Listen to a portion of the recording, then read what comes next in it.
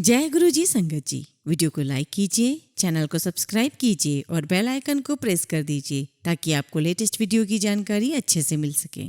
जय गुरु जी संगत जी। गुरु जी का अनंतम अनंतम शुक्राना। गुरु जी के श्री चरणों में कोटि कोटि प्रणाम और प्यारी प्यारी संगत को जय गुरु जी। संगत जी, मनुष्य को जीवन में जो कुछ उसे मिलता है उसमें उसे खुश रहना चाहिए। मनुष्य के जीवन में उसकी इच्छाएं कभी खत्म नहीं होती हैं, परंतु ईश्वर हमें समय के साथ साथ बहुत कुछ देते हैं, लेकिन हम अपनी इच्छाओं को पाने की लालसा में ये देख ही नहीं पाते कि ईश्वर ने हमें शायद हमारी इच्छा से बढ़कर दिया है और हमारे अंदर संतोष का भाव नहीं आता है। हम दूसरों से कंपेयर करने लग जाते हैं, तुलना करने लग जाते हैं। परंतु अगर हम सच्चे दिल से और सच्चे मन से अपने जीवन में खंगालें देखें तो हमें पता चलेगा कि हमने जो मांगा है वो तो बहुत छोटा है। ईश्वर ने शायद हमारे लिए बहुत कुछ अच्छा सोच रखा है और बहुत कुछ बड़ा दिया है। इस बात को हम सत्संग के अंत में एक कहानी के माध्यम से समझेंगे। संगत जी, आज का सत्संग बहुत बहुत खास है, बहुत ही महत्वपूर्ण है। आप सभी से रिक्वेस्ट है कि यह सत्संग आप अंत तक सुने और पूरा सुने। निश्चित ही रूप से आपको इस सत्संग से बहुत कुछ सीखने को भी मिलेगा और बहुत सारी ब्लेसिंग्स भी मिलेंगी गुरु जी की। हम सत्संग शुरू करें उससे पहले आप सभी से रिक्वेस्ट है कि आप सभी अपने सत्संग सुंदर लिखावट में हिंदी में ईमेल आईडी और व्हाट्सएप पर शेयर कर सकते हैं, और अगर आप चाहे तो ईमेल आईडी और व्हाट्सएप पर टाइप भी कर सकते हैं। तो चलिए संगत जी, हम अपना सत्संग शुरू करते हैं। आज का जो हम सत्संग सुनने जा रहे हैं वो एक पुरानी संगत है और संगत का नाम है मीना मदान आंटी। तो आज हम मीना मदान आंटी का सत्संग सुनेंगे। जय गुरु जी संगत जी। गुरु जी की प्यारी प्यारी संगत को बहुत बहुत प्यार, बहुत बहुत नमन और गुरु जी का लख लख शुक्राना कि उन्होंने मुझे सत्संग करने का मौका दिया। संगत जी, मैं जलंधर रहती हूँ, गुरु जी की कृपा से सत्संग कर रही हूँ। डर भी लग रहा है क्योंकि गलतियां तो बहुत करते हैं हम, गलतियां हो जाए तो माफ जरूर करिएगा। संगत जी, हम गुरुजी से 1984-85 में जलंधर में जुड़े थे। संगत जी, मेरी मदर इन लॉ रोज गुरुद्वारे जाया करती थी, तो वहीं से उन्हें पता चला कि यहीं पर एक स्वामी जी आए हुए हैं जो अमृत देते हैं और वो काफी सारी बीमारियों को ठीक कर देते हैं, जो भी बीमारियां होती हैं। उस टाइम पे गुरुजी किसी के घर पे ही रुके हुए थे, तो ऐसे मेरी मदर इन लॉ को बताया गया कि वहाँ पर गुरुजी हैं। तो हमने सोचा कि चलो हम भी दर्शन कराते हैं गुरुजी के। और जब हम दर्शन करने गए तो व्हाइट पैंट और टी शर्ट में थे गुरुजी, शूज पहने हुए थे। गुरुजी जिनके यहाँ ठहरे हुए थे वो वहाँ पर 10-11 बजे तक ही रहा करते थे गुरुजी, और फिर कैंट चले जाया करते थे। तब तो गुरुजी आज जैसे दिखते हैं वैसे दिखते नहीं थे, तब तो छोटे से ही दिखते थे, कम उम्र के दिखते थे। हम सुबह सुबह गुरुजी के दर्शन करने जाया करते थे और वहीं पास में एक स्कूल भी होता था, तो वहीं से काफी सारे बच्चे और वहाँ की टीचर्स भी आया करती थी गुरुजी के दर्शन करने, और बस हम आज्ञा लेके और अमृत पीकर वापस आ जाते थे। हाँ, अगर कोई हमें सेवा मिलती जैसे ग्लास धोने की सेवा, तो हम वो सेवा कर कर आ जाते थे। संगत जी, गुरुजी ने हमें अपने आप ही अपनी तरफ खींचा। हमें तो उस वक्त कुछ भी समझ नहीं थी कि कौन गुरुजी हैं, कैसे सेवा करनी। बस गुरुजी हमें समझाते चले गए और हम मानते चले गए। संगत जी, आज हमें पता चलता है कि गुरुजी क्या है। उस समय तो हमें पता ही नहीं था कि गुरुजी कौन है, कितनी बड़ी हस्ती है। हमें गुरुजी से प्यार भी बहुत मिला, डांट भी बहुत मिली। आज जब हम देखते हैं पीछे तो पता चलता है कि गुरुजी ने हमें कितना कितना प्यार दिया है। उस समय तो हमें समझ ही नहीं थी कि गुरुजी कितना हमें प्यार दे रहे हैं। आज जब हम पीछे पलट कर देखते हैं या सोचते हैं तो एहसास होता है कि गुरुजी ने कितना बेशकीमती प्यार दिया है हमें। और संगत जी, तब हम तो मूर्ख थे, नादान थे। हमें ये लगता था कि गुरुजी से जो प्यार हमें मिल रहा है वो तो हमारा हक है, हमारा अधिकार है और वो तो हमें लेना ही चाहिए। तो खैर, ये हमारी नादानी थी। गुरुजी ने हम पर बहुत बहुत कृपा की है। सबसे पहली कृपा तो ये की है कि गुरुजी ने मुझे बेटी बख्शी है। मेरे 2 बेटे हैं और 2 बेटे के बाद मैंने जब वापस कंसीव किया तो कुछ समझ ही नहीं आ रहा था। बस गुरुजी से हमने कोई अरदास भी नहीं की, बस मन में यही ख्याल आ रहा था जो बच्चा है वो बेटी ही हो। मैंने गुरुजी से कभी खुद नहीं कहा कि गुरुजी मुझे बेटी चाहिए। तो जब मुझे बेटी हुई तो हम बहुत खुश थे, और जब हम संगत में गए तो संगत में गुरुजी ने कहा कि लोग तो मुंडा मांग देने और ये लड़की मांगने आई है। और मैं गुरुजी को सुनती जा रही थी और मैं सोच रही थी कि मैंने तो कभी गुरुजी से कहा ही नहीं कि मुझे लड़की चाहिए। संगत जी, हम मंदिर में ना गुरुजी के पास कभी भी किसी भी समय चले जाया करते थे, सुबह भी शाम को भी, कोई रोक टोक नहीं थी। तो एक दिन मैं शाम को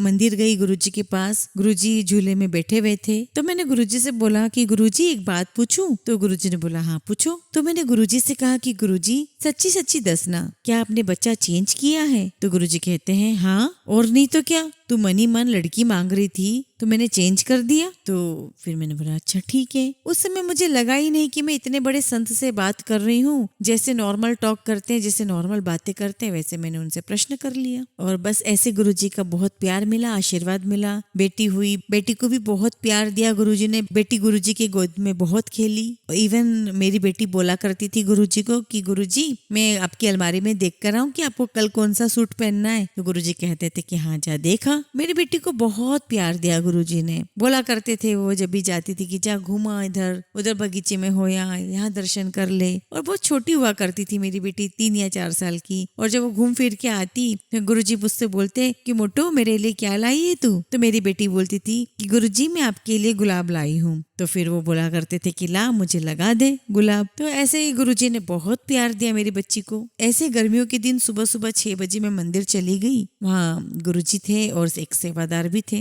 तब गुरुजी ने मुझे देख करके बोला कि मीना आंटी तुम बर्तन साफ कर लो, मैं चाय बना देता हूँ। तो मैंने कहा ठीक है गुरुजी। तो मैं उसी किचन में बर्तन साफ कर रही थी और गुरुजी फ्रिज में से निकाल करके बर्तन मुझे दे रहे थे और चाय बना करके गुरुजी ने हमें पिलाई। मुझे आज भी ये बात समझ में नहीं आती कि गुरुजी ने इतना प्यार कैसे हमें दिया है। मैं अपने उस भावना को शब्दों में बता नहीं पा रही हूँ। इतना प्यार गुरुजी ने दिया है। हम लोग नहीं जान सकते कि परमात्मा क्या है। गुरुजी ने बहुत बीमारियों से भी बचाया, बहुत ब्लेस किया बीमारी में भी। तो ऐसे ही जब भी कभी बीमार होती थी और संकट में जाती थी तो मन थोड़ा उदास रहता था, चुपचाप बैठी होती थी और गुरुजी को पता चल जाता था कि आज इसकी तबीयत ठीक नहीं है। तो गुरुजी मुझे कहते हैं कि चल घर जा और 4 बंदों का लंगर बना कर लेकर आ। और मैं बोलती ठीक है गुरुजी। और साथ में किसी आंटी को भी बोल देते थे जाने के लिए कि इस आंटी को लेकर चली जा और लंगर बना कर लिया। मैं उस वक्त इतनी बीमार फील कर रही थी, मुझे ऐसा लगा कि सारा लंगर ही गुरुजी ने बनाया, मैं तो सिर्फ एक मशीन की तरह काम कर रही थी।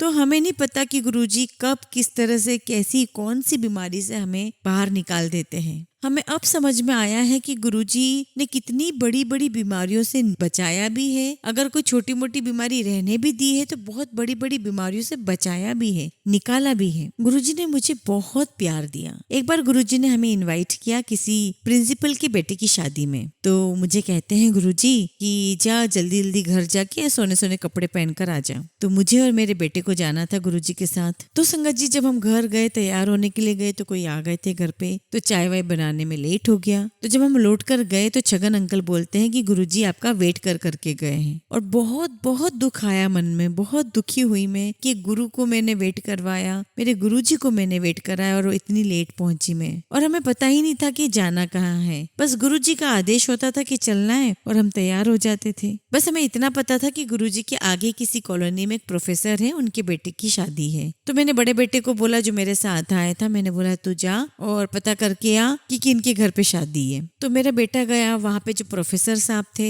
उनसे पूछा। तो हालांकि हम उन प्रोफेसर साहब से वाकिफ नहीं थे, जानते नहीं थे। तो उन्होंने कहा कि मेरे यहाँ शादी किसी की नहीं है, हमारे प्रिंसिपल के बेटे की शादी है। तो फिर हमने उनसे वहां से एड्रेस लिया और हम वहाँ चले गए। जब हम वहाँ गए तो हमें संगत तो दिख रही थी, कैंट की संगत तो वहाँ दिख रही थी, पर गुरुजी कहीं दिखाई नहीं दे रहे थे। तो हम गुरुजी को देखने लगे। हमने सोचा चलो और आगे देखते हैं। और आगे गए तो देखते हैं कि गुरुजी बैठे हुए हैं और संगत आसपास बैठी हुई है गुरुजी के। हमने जैसे ही माथा टेका, गुरुजी ने हमें देखकर इग्नोर कर दिया, मुंह घुमा लिया। तो हमें पता चल गया कि गुरुजी गुस्सा है क्योंकि हम लेट हो गए थे। हम वहाँ पर गुरुजी के पास बैठकर वेट करते रहे कि अगर कुछ गुरुजी बोलेंगे तो खाएंगे और कुछ पिएंगे। तो गुरुजी अलग अलग संगत को बोलते रहे कि जाओ तुम जाओ, खा के आओ, पी कर आओ। और वहाँ पर एक और संगत थी, उसे देखकर गुरुजी बोलते हैं कि जा तू घर जा और आलू और वड़ियों की सब्जी बना और उसके साथ अच्छे पराठे भी बना लेना, मैं आ रहा हूँ घर पे, फिर खाना खाऊंगा। और मैं उन आंटी के साथ चली गई, सोचा उनकी हेल्प करा दूंगी, उनका भी एक बेटा ही है। हम वहाँ गए, हमने खाना बनाया और थोड़ी देर बाद गुरुजी आ गए संगत के साथ। तो जिन जिन संगत ने वहाँ शादी में खाना खाया हुआ था उनको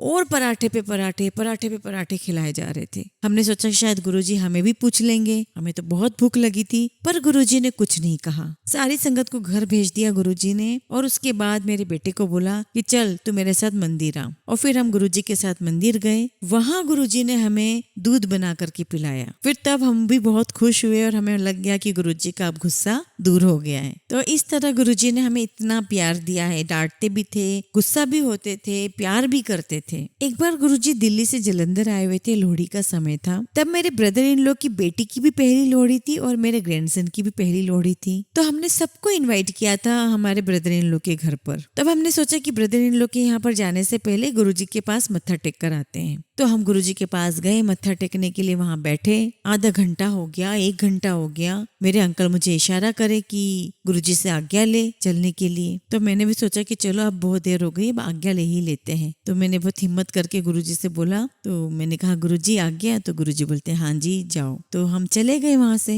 अगले दिन फिर आए हम लोग। तो गुरुजी हमको कहते हैं यहाँ तो गुरुजी आए हुए हैं और इनको देखो ये लोहड़ियां मनाने जा रहे हैं। गुरुजी ऐसी बात कहे तो संगत को रहे थे, लेकिन पूरा इशारा मेरी तरफ था। मैं समझ गई गुरुजी कल की बात के लिए नाराज हैं। एक बार की बात है कि लाइट नहीं थी और हम सब लोग गुरुजी के साथ हम लोग सब चटाई पर बैठे हुए थे। तो एकदम से गुरुजी मुझे बोलते हैं कि मीना आंटी तेनू रब नहीं मिलना। तो मैं एकदम से सकपका गई। तो मैंने एकदम से फिर गुरुजी को बोला कि गुरुजी कोई बात नहीं, आप मिल गए ना बस, और कुछ नहीं चाहिए। पता नहीं गुरुजी क्या करते हैं, गुरुजी ही दिमाग में प्रश्न डाल देते हैं, गुरुजी ही हमारे दिमाग में जवाब भी डाल देते हैं, सब कुछ गुरुजी कर देते हैं। गुरुजी इम्तिहान भी खुद लेते हैं और पास भी खुद ही कर देते हैं। हम नहीं जान सकते गुरुजी का ये सब। ऐसी हमारी गुरुजी के साथ जर्नी थी। एक दफा क्या हुआ कि गुरुजी मेरे बेटे के साथ मॉडल टाउन जा रहे थे। वहां से उन्हें शूज लेने थे गुरुजी को, और शॉप में गए और गुरुजी ने शूज पसंद किए। और जब शूज पसंद आ गए तो मेरे बेटे को बोलते हैं, छोटा था मेरा बेटा तब, उससे बोलते हैं कि चल दे पैसे। तो मेरा बेटा कहता है गुरुजी से कि गुरुजी मेरे पास पैसे नहीं है। तो गुरुजी कहते हैं कि जा घर जा, पैसे लेकर आ, आंटी को कहना अलमारी में रखे हैं पैसे, लेकर के आ वहां से। तो मेरा बेटा घर आया और बोलता है कि मैं गुरुजी को गिरवी रखाया हूँ दुकान पे, जब तक पैसे नहीं देंगे गुरुजी को छोड़ेंगे नहीं, आप मुझे पैसे दो। तो उसने बोला कि गुरुजी ने शूज लिए हुए हैं, वहां पे पैसे देने हैं। फिर उसे पैसे दिए और वो शॉप पर गया। एक और दफा गुरुजी ने मेरे बेटे को बोला कि तू बाजार में जा, जहाँ पे फोटो फ्रेम होती है वहां पर उस शॉप पर जा, वहां मेरा एक फोटो रखा हुआ है फ्रेम करने के लिए, वो ले आ। और मार्केट में तो इतनी सारी दुकानें होती है, दुकान नहीं बताई गुरुजी ने कि कौन सी दुकान जाना है। बेटा एक बार तो पूरी दुकानों पे घूम आया, उसे समझ ही नहीं आ रहा था कि कौन सी शॉप है। तब गुरुजी ने दोबारा उसे बोला कि जा, तुझे अपने आप समझ में आ जाएगा। और जैसे वो दोबारा गया तो एक दुकान के सामने जाकर के अपने आप रुक गया और अंदर चला गया। जब अंदर गया तो उस फोटो फ्रेम वाले के पास जाकर के बोला कि गुरुजी का फोटो है वो चाहिए।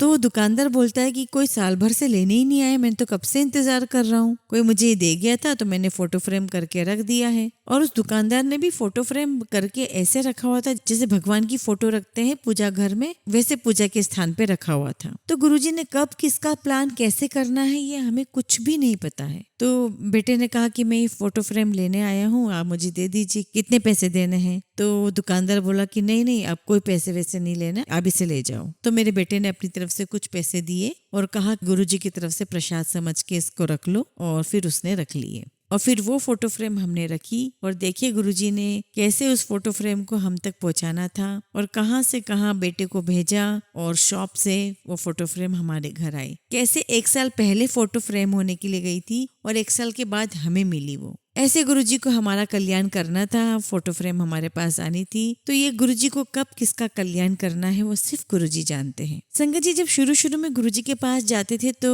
कुछ दिन में गुरुजी के पास नहीं गई, और जब मैं कुछ दिनों के बाद गुरुजी के पास गई तो गुरुजी ने कहा कि तू आई नहीं 4-5 दिनों से। तो मैंने गुरुजी से कहा कि गुरुजी जो हमारी कोठी बन रही है उसमें ज्यादा लेबर लगी हुई है तो उसमें जाना पड़ता है, तो मैं वहां पर लगी हुई थी इसलिए नहीं आ पाई। तो गुरुजी मुझे बोलते कि नहीं, अगली बार से मुझसे पूछ के जाना। मैंने बोला ठीक है गुरुजी। गुरुजी ने हमें एक डेट बताई, उस डेट को हम वहां गए, हमने वहां पे खंड प्रसाद रखा, और बाई चांस जो हमारा रेंट वाला घर जो था वो भी उस घर के सामने ही था। बेटी छोटी थी इसके लिए मैं उसको पुराने घर लेकर गई। पीछे से गुरुजी आए, जहाँ हमारी कोठी बन रही थी वहां आए और वहां आकर चले गए। और साथ में एक अंकल है, उनकी डॉटर इन लॉ थी, वो पॉलिटिकल बहुत स्ट्रांग थे, उनकी डॉटर इन लॉ भी गुरुजी के साथ आई थी घर पर। तो अगले दिन जब मैं गुरुजी के पास मत्था टेकने गई तो गुरुजी मुझे कहते हैं कि मैं तेरे घर आया था, तू घर पर नहीं थी। तो मैंने कहा गुरुजी मैं सामने ही गई थी अपने घर पर। तो गुरुजी ने मुझे बताया कि मैं इस आंटी के साथ आया था। जब मुझे पता चला कि वो आंटी भी आई तो मुझे लगा कि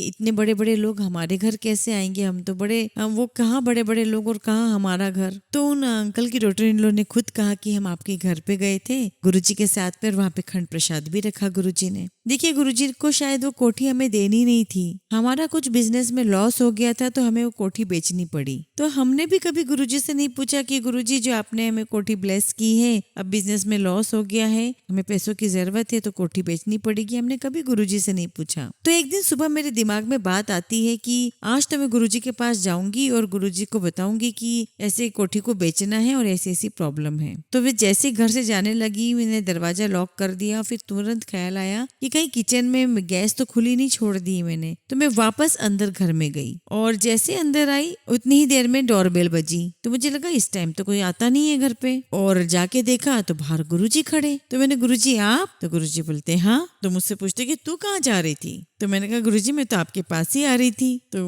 गुरुजी बोलते कि ले फिर मैं आ गया। तो गुरुजी आए, साथ में 2 लोगों को और लेकर आए थे, उनको कोठी दिखाने लग गए। पूरी कोठी गुरुजी ने उन दोनों व्यक्ति को दिखाई और कि ये कमरा है, ये छत है, ऐसा पूरा सब दिखा करके नीचे आए। तो मैं समझ गई कि गुरुजी को मेरे मन की बात समझ में आ गई है और शायद मेरे मन में जो क्वेश्चन है, जो सवाल है, उसका जवाब यही है। मुझे गुरुजी से जवाब मिल गया था कि अब ये कोठी नहीं रहनी है। और जिस दिन हमारी कोठी की रजिस्ट्री होनी थी उस दिन भी गुरुजी हमारे घर आए थे। और संगत जी अब जो प्रेजेंट में हमारी जो कोठी है वो गुरुजी ने हमें डांट की दी है। यही बोला करते थे कि बनानी की नहीं बनानी है, बनानी की नहीं बनानी है, और बोला करते थे कि जो मर्जी हो, जैसी मर्जी हो, जो जगह आपको पसंद आए वो जगह लो, बस बना लो कोठी, बस कर लो शुरू। फिर मुझे मत कहना कि गुरुजी आपने हमें ब्लेस नहीं किया, क्योंकि गुरुजी ने उसके बाद फिर चोला छोड़ दिया। इसलिए गुरुजी इतना डांट रहे थे कि बना लो कोठी, बना लो कोठी। और जब हम दिल्ली आते थे तब हम डांट खाते थे कि क्यों कोठी फाइनल नहीं कर रहे हो, क्यों नहीं बना लेते हो। ऐसे हैं हमारे गुरुजी, सब याद आता है, इनका प्यार, इनका दुलार, इनकी डांट, इनका गुस्सा, सब याद आता है। मेरी बेटी के एक बार लास्ट एग्जाम थे, मैंने बोला कि अब गुरुजी दिल्ली में आए हुए हैं तो गुरुजी के दर्शन करने जाना है। मैंने मेरे अंकल को भी बोला तो अंकल बोले कि हाँ चले जाना गुरुजी के दर्शन करने। मेरी सिस्टर दिल्ली में ही रहती है और मेरे पेरेंट्स भी दिल्ली में ही हैं। तो मेरी सिस्टर मुझे लेने आई थी, तो मैंने उसे पहले ही कह दिया था कि मुझे सीधा घर नहीं जाना, मुझे सीधा गुरुजी के पास जाना है। तो जब हम जाने लगे तो रास्ते में कहती है कि चल कुछ खा लो, क्योंकि वहां सिर्फ चाय मिलेगी और कुछ खाने को नहीं मिलेगा। लेकिन मैंने कहा कि नहीं, तू चल वहां सीधे ही चल, हम कहीं नहीं रुकेंगे रास्ते में। और जब हम वहां पहुंचे तो गुरुजी ने उस दिन तो क्या समोसे, क्या कचौड़ियाँ, बहुत कुछ खिलाया गुरुजी ने। तो है ना, वहाँ दिल्ली में संगत ज्यादा बढ़ गई थी, ज्यादा हो गई थी, तो मुझे ऐसा लगने लगा कि गुरुजी ना पहले से बदल गए हैं। तो वहाँ संगत में बैठे रहे और मन ही मन में सोचती रही कि पहले जैसे गुरुजी बात करते थे वैसे बात ही नहीं कर रहे हैं। बस ऐसे समय निकलता गया और बहुत देर हुई तो गुरुजी सबको आज्ञा देते रहे और सारी सब संगत चली गई। तो गुरुजी ने हमें बोला कि नहीं, अब तुम्हें घर नहीं जाना है, तुम्हें यहीं रात में सोना है, यहीं गद्दे वद्दे डालो और सो जाओ। तो उस टाइम पे वहां पर जलंधर की संगत ही रुकी हुई थी और मैं थी और मेरी सिस्टर थी। ऐसा गुरुजी बोलकर चले गए और मैं और मेरी सिस्टर सीढ़ियों पर बैठकर बातें कर रहे थे। तो मैं गुरुजी को स्वामी बोला करती थी। तो मैंने अपनी सिस्टर से कहा कि स्वामी जी ना दिल्ली आकर के दिल्ली वालों के हो गए, बहुत बदल गए गुरुजी। तो बस जब हम बात कर रहे थे तब गुरुजी थे तो नीचे, लेकिन कब हमारी बात करते करते हमारे पीछे आ गए हमें पता ही नहीं चला। और हम दोनों बहनों के गले में हाथ डालकर बोलते हैं कि लो तुम्हारे गुरुजी, तुम्हारे स्वामी जी तुम्हारे पास आ गए हैं। ऐसे है हमारे गुरुजी। इतना प्यार दिया है गुरुजी ने, इतना प्यार दिया है कि बता ही नहीं सकते। गुरुजी ने बड़े मंदिर में भी हमें रोका, 1 हफ्ता अपने पास रखा हम लोगों को। तो जब हमको बड़े मंदिर में 1 हफ्ते रोका, वहाँ पे जलंधर की और भी संगत भी रुकी, तो सब कुछ देखा कि किचन में कहाँ कैसे क्या बनता है। उस वक्त मैं अपने भाई के यहाँ आई थी शादी में, अटैची वगैरह सब साथ में थी। तो गुरु बोले नहीं चलो भाई के यहाँ नहीं जाना, अभी किसी को नहीं जाना, अभी यहीं रुकना है। तो वहाँ हम सेवा भी करते थे, गुरुजी के पास बैठा भी करते थे। और ऐसे करते करते गुरुजी ने मुझे वहाँ 8 दिन रोका। तो ऐसे गुरुजी ने मुझे भाई के पास नहीं जाने दिया और अपने पास ही रखा। तो ऊपर जो शिवलिंग है वहां तक की मुझे सेवा मिली। तो जितनी भी संगत वहां रुकी थी हम सबको शिवलिंग जो है वहां तक की सेवा मिली थी। हम सबको रोक के न जाने कितना गुरुजी ने हमारा कल्याण किया, हम नहीं बता सकते, हम नहीं जान सकते। एक बार दिल्ली से जब गुरुजी जालंधर आए उसके बाद दोबारा जालंधर नहीं आए, और जब वो आए थे तो 3 महीना यहाँ रुके थे। और गुरुजी का इस बीच में बर्थडे भी आया तो वहाँ पे सेलिब्रेट हुआ, लंगर खाया, संगत हुई, सब कुछ हुआ। तो गुरुजी हमको बोलते हैं कि जाओ रेडिसन में जाओ और कॉफी पी कर आओ। उस टाइम पे रेडिसन नया नया था जालंधर में। हमें लंगर खिलाकर गुरुजी ने रेडिसन भेजा कॉफी पिलाने के लिए। और जब हम कॉफी पी कर आए तो मेरे बेटे से गुरुजी ने पूछा कि पैसे किसने दिए थे, तो उसने बोला कि भाई ने खर्च किए हैं। तो गुरुजी उसको बोलते कि तूने क्यों नहीं किए। गुरुजी ने बोला कि तू पैसे दे। तो फटाफट मेरे छोटे बेटे ने बड़े बेटे को पैसे दिए और बोला कि ले, ये गुरुजी ने बोला है। और फिर गुरुजी मुझे कहते हैं कि तेरी डॉटर इन लोग को ना बहुत शौक है चाय कॉफी पीने का, इसलिए मैंने रेडिसन भेजा है। तो उसके एक हफ्ते बाद ना मेरे छोटे बेटे का बर्थडे था। तो गुरुजी ने स्ट्रिक्टली मना कर दिया था सबको, संगत को, कि कोई भी मिठाई के डिब्बे नहीं लेकर आएगा। तो बेटे का बर्थडे था तो मैं मिठाई का डिब्बा लेकर गई, और जैसे ही मिठाई का डिब्बा लेकर गई तो वहां पर सेवादार अंकल ने मुझे मना कर दिया कि नहीं आंटी, नहीं आंटी, गुरुजी ने तो साफ मना किया है, कोई मिठाई के डिब्बे नहीं लाएगा। तो मैंने कहा कोई बात नहीं, मैं यहाँ बाहर ही रहने देती हूँ, गुरुजी के पास मत्था टेक कर आऊंगी तो फिर ले जाऊंगी गाड़ी में। और देखिए संगत जी, कैसे गुरुजी को मेरे लाई हुई मिठाई को ब्लेस करना था। कभी भी गुरुजी के मंदिर में जो लंगर बनता है या जो प्रसाद बनता है वो कभी कम भी हो सकता है, कभी कम नहीं हो सकता। तो गुरुजी मुझे कहने लगे कि लाओ तेरे वो मिठाई के डिब्बे ला, जरा यहाँ पे प्रसाद कम पड़ गया है। तो मैं जल्दी जल्दी लेकर आई और मैं समझ गई कि ऐसा तो हो ही नहीं सकता कि प्रसाद कम पड़ जाए। गुरुजी की मुझ पर मेहर होनी थी, हो गई। गुरुजी को मुझे ब्लेस करना था, कर दिया। बहुत बहुत शुक्राना गुरुजी का, बहुत बहुत शुक्राना। क्या कुछ नहीं दिया गुरुजी ने हमको। इसलिए संगत जी, हम नहीं जानते कि गुरुजी ने हमें क्या कुछ दिया है, हमें उसकी कदर ही नहीं है, हमें उसके बारे में पता ही नहीं है कि गुरुजी ने हमें क्या कुछ दिया हुआ है। मेरी मम्मी, मेरी भाभी, मेरा भाई सब गुरुजी के पास जाया करते थे। एक बार मेरा भतीजा बहुत बीमार हो गया था, किसी को समझ ही नहीं आ रहा था, डॉक्टर को भी समझ में नहीं आ रहा था कि क्या हुआ है। मैं उस दिन मंदिर में गुरुजी के पास 3 बार गई, हर बार कंडीशंस बताने के लिए कि गुरुजी अभी ये हुआ है, अभी ये हो रहा है, अब वो हो रहा है। और गुरुजी ने जो भी उपाय बताए वो घर वालों ने किए और वो भतीजा उसी से ठीक हुआ है। और उपाय भी बहुत छोटा सा, कि पानी में मीठा सोडा डालकर चम्मच से पिला दो। तो बस उस वक्त मुझे बहुत डांट पड़ी थी कि आगे से मेरे पास किसी का कुछ लेकर मत आना, कि मेरा भाई है, कि मेरा भतीजा है, कि इसको ये हो गया है, कि उसको वो हो गया है। बहुत डांट पड़ी और कहने लगे कि जिसको जरूरत है वो खुद आए, आगे से तू किसी के बारे में कुछ लेकर मत आना। मैंने कहा ठीक है गुरुजी। जब गुरुजी लास्ट में दिल्ली से आए हुए थे 3 महीने के लिए, तब बहुत संगत हुआ करती थी। तो जब भी हम कभी भी चले जाया करते थे तो वहाँ छगन अंकल ने मुझसे कहा कि गाड़ी की चाबी है, तो मैंने कहा है। तो कहने लगे कि दो, तो मैंने उन्हें गाड़ी की चाबी दे दी। कहते कि मुझे नहीं चाहिए, ये गुरुजी ने पूछा है, आप बाहर आ जाओ। तो मैं बाहर आ गई और जैसे बाहर आई तो गुरुजी ने कहा कि चलो ड्राइव करो। मैंने मन में सोचा कि अरे गुरुजी के साथ मैं ड्राइव करूंगी। मैं बहुत ज्यादा नर्वस हो गई। मैंने बोला गुरुजी मुझे नहीं पता रास्ता कहाँ कैसा क्या है, कहाँ जाना है। तो गुरुजी बोलते कि तू तो बस बैठ, मैं तुझे सब रास्ता बता दूंगा। बस बैठे तो गुरुजी बस बताते गए, गाइड करते गए, इधर मोड़ उधर मोड़। और फिर ऐसे करते करते एक शॉप आई आइसक्रीम की जो बहुत फेमस थी। तो गुरुजी बोलते हैं कि यहाँ पे मैं तेरे को ना फालूदे वाली आइसक्रीम खिलाता हूँ। और खुद ने भी खाया, मुझे भी खिलाया, और अपनी फालूदा में से मुझे और फालूदा खिलाई ऐसे प्रसाद के रूप में, वो भी खिलाया गुरुजी ने। और इस तरीके से गुरुजी ने हम पर बेशुमार प्यार लुटाया, बेशुमार। और हम चाहते भी क्या है गुरुजी से, बस प्यार ही तो चाहते हैं। तो एक बार मेरी बेटी का रिजल्ट आने वाला था 9th का, और 9th में अक्सर उन बच्चों को रोक लिया जाता था जो पढ़ाई में अच्छे नहीं होते थे, क्योंकि बोर्ड एग्जाम में अच्छे बच्चों को ही भेजा जाता था। तो ऐसे मेरी बेटी बाबा मुझे बोले जा रही थी कि पूछो गुरुजी से, पूछो गुरुजी से। तो मैंने गुरुजी से बोला कि गुरुजी इसका रिजल्ट आने वाला है। गुरुजी मुझे डांट कर बोलते कि तुझे क्या लोड है किसी के बारे में पूछने की। तो पहले लोहड़ी पे भी मुझे डांट पड़ी और ऐसे मुझे डांट पड़ती रहती थी गुरुजी से। और इस प्रकार से आप हमारी गुरुजी के साथ जर्नी कह लो, प्यार कह लो, ऐसा हमारा गुरुजी के साथ चलता रहा। कुछ याद रह जाता है, कुछ भूल जाते हैं, बट ऐसे बहुत सारा गुरुजी ने हमें ब्लेस किया है और अभी भी कर रहे हैं। बस आप सारी संगत बहुत समझदार है, बहुत प्यारी संगत है, गुरुजी की प्यारी संगत है। तो बस इस प्रकार से कुछ मेरी जर्नी रही है। अगर सत्संग सुनाने में कुछ भी गलती हो गई हो तो माफ करिएगा। जय गुरुजी, शुक्राना गुरुजी। संगत जी, हमेशा की तरह सत्संग का अंत हम एक कहानी के माध्यम से करेंगे। एक बार एक अंधा व्यक्ति रोज शाम को सड़क के किनारे खड़े होकर भीख मांगा करता था। जो थोड़े बहुत पैसे मिल जाते उन्हीं से अपनी गुजर बसर किया करता था। एक शाम वहां से एक बहुत बड़े रईस गुजर रहे थे। उन्होंने उस अंधे को देखा और उन्हें अंधे के फटे हाल होने पर बहुत दया आई और उन्होंने 100 रुपए का नोट उसके हाथ में रखते हुए आगे की राह ली।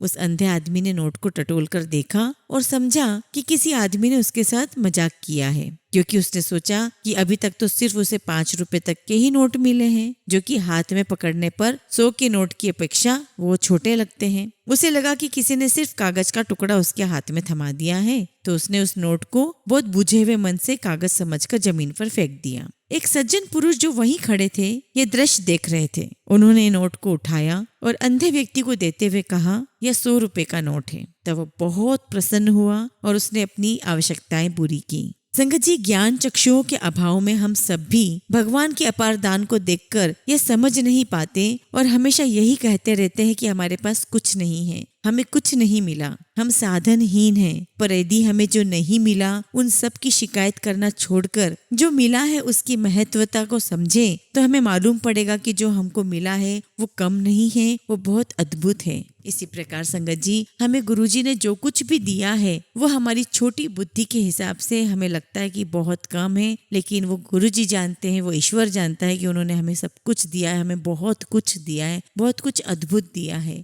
हमें संतोष का भाव रखना चाहिए और गुरुजी पे पूरा फेथ रखना चाहिए, गुरुजी पे पूरा विश्वास रखना चाहिए। जय गुरुजी, शुक्राना गुरुजी।